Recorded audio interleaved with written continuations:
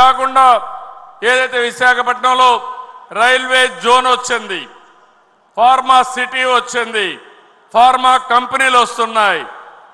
ఇవన్నీ గాని వస్తే విశాఖపట్నం భోగాపురం ఎయిర్పోర్ట్ పూర్తవుతుంది, మెట్రో కూడా వస్తుంది, ఆ ప్రాంత అభివృద్ధి అవుతుంది. ఇక రాయలసీమలో మీరు ఒక్కసారి గుర్తుపెట్టుకోవాలి, రాయలసీమ నేను ఒకటే హామీ ఇస్తున్నా, రేపు కూడా మీటింగ్లో నేను చెప్తాను ఏమేం చేయబోతారని. ఈ రాయలసీమని రాష్ట్రానికి అగ్రపీఠాన్న పెట్టే బాధ్యత తెలుగుదేశం పార్టీ తీసుకుంటాం.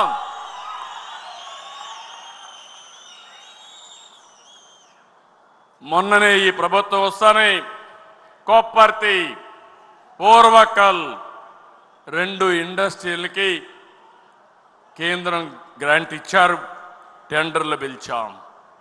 ఇంకో పక్క మీరు చూస్తే హంద్రి నీవా పూర్తి చేసి రిజర్వాయర్ కట్టి కియా మోటార్ తెచ్చిన ఘనత తెలుగుదేశం పార్టీది, తెలుగుదేశం ప్రభుత్వానిది.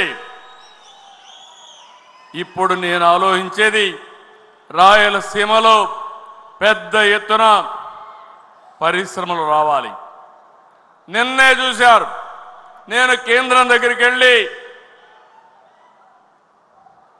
ఈరోజు మనం ఒకసారి చూసినప్పుడు ఏరోస్పేస్ ఇండస్ట్రీస్ ఉన్నాయి, విమానాలు తయారు చేసేటివి ఉన్నాయి, డిఫెన్స్ విమానాలు కావాలి, సివిల్ ప్రయాణం చేయాలంటే విమానాలు కావాలి. అలాంటి విమానాలు తయారు చేసే ప్రదేశానికి అనువైనది అనంతపూర్ జిల్లా లేపాక్షి ప్రాంతం అని చెప్పి కూడా నేను మీకు తెలియజేస్తున్నా. నేను ఆ మాట అడిగాను. ఆ మాట అడిగితే కర్ణాటకలో ఉండేవాళ్ళు కొంతమంది అంటున్నారు బెంగళూరులో ఉండే HAL నేను ఏదో షిఫ్ట్ చేయాలని కోరానని.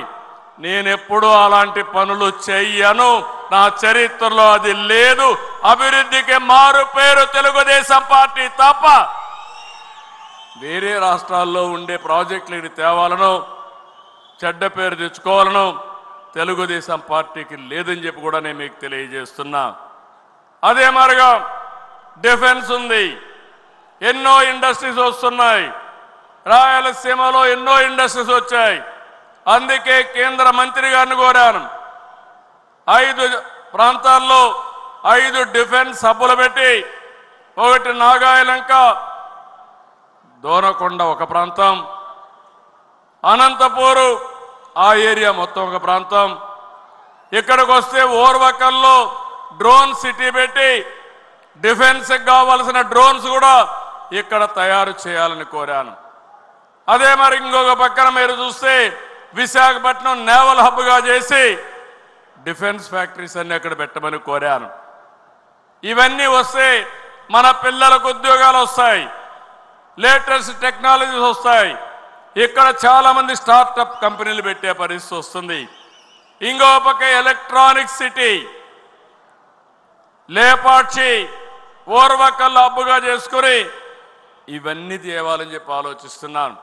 నేను చెప్పే ఇవన్నీ కానీ వస్తే రాయలసీమ ఒక పక్క హార్టికల్చర్ హబ్గా, ఇంకొక పక్క హై టెక్నాలజీ హబ్గా తయారవుతుందని మీ అందరికీ విజ్ఞప్తి చేస్తున్నా.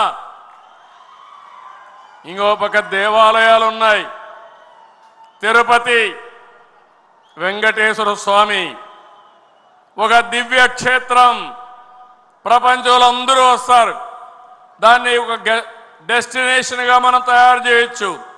శ్రీశైలం ఇంకో పక్క బ్రహ్మాండమైన దివ్యక్షేత్రం, అలాంటి 2 కూడా మనం తయారు చేసుకుంటే